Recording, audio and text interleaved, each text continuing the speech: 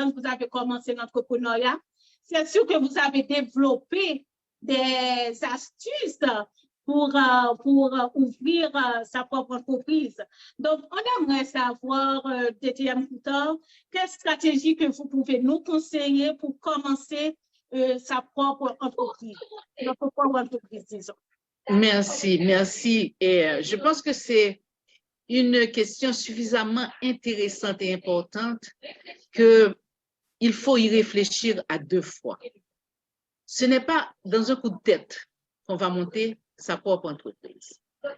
Et surtout, moi, dans mon cas particulièrement, je ne suis pas la fondatrice, la seule personne en charge qui a monté l'organisation.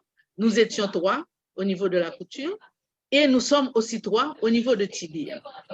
Mais ce que je peux donner comme conseil, c'est qu'au départ, si les 3 sont d'accord parce que j'ai payé les conséquences avec la couture, c'est d'ouvrir, de permettre à ce que chacun de nous puisse être accompagné d'un homme de loi qui puisse nous donner des conseils et signer un contrat de façon à ce qu'on ne s'y perde pas. Parce que une de nous, au niveau de la couture, nous avons failli éclater l'amitié. Et heureusement que la nature a bien fait les choses. Il y en a une qui était partie, celle qui était la plus difficile.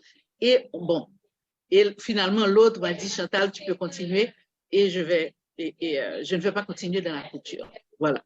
Donc, je pense que le meilleur conseil que je pourrais donner, et je l'ai fait comme formation pour les autres étudiantes à l'école de couture, les outils nécessaires qu'il faut avoir pour monter sa propre entreprise, sa mini-entreprise.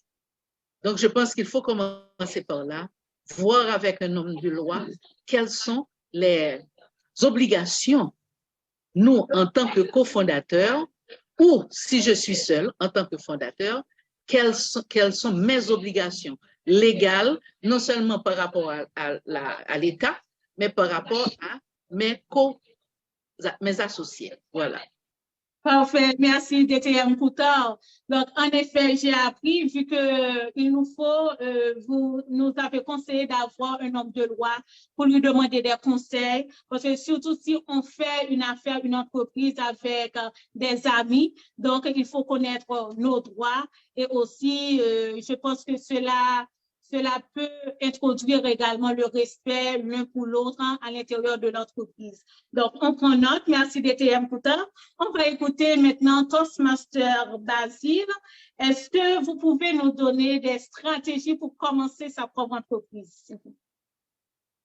Merci Toastmaster et Jean-Pierre. Donc, oui, pour commencer une entreprise, moi, à Yofa Culture, je suis seule, je suis la fondatrice, mais je ne suis pas seule. J'ai toute une équipe avec moi. Donc, on a contacté vraiment un homme de loi qui nous a donné des conseils, qui m'a donné des conseils comment faire, si je trouve une formation, comment je dois faire avec les autres personnes qui m'accompagnent. Mais je suis la fondatrice. Maintenant, pour l'école primaire et les cours privés Marcel Pagnol, donc c'est avec une autre personne parce que je suis la cofondatrice.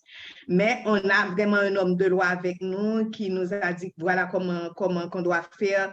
Donc, comme c'est une famille, c'est la famille, donc on a mis en place vraiment des choses parce qu'il peut y arriver que l'autre personne ou bien les personnes ne se mettent pas d'accord sur un point. Donc, on a une charte qu'on a établie pour dire que voilà comment ça se fait. Donc, jusqu'à présent, je n'ai pas eu de problème. Mais à Yofa Culture, je suis la fondatrice. Et c'est moi qui dirige, même si j'ai une équipe avec moi, mais j'ai toujours aimé le travail collaboratif. Donc, on est là, on travaille jusqu'à présent ensemble. Voilà.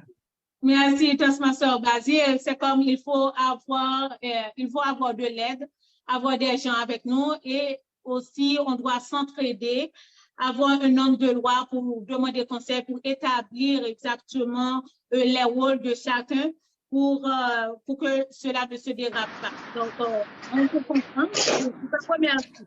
Là, maintenant,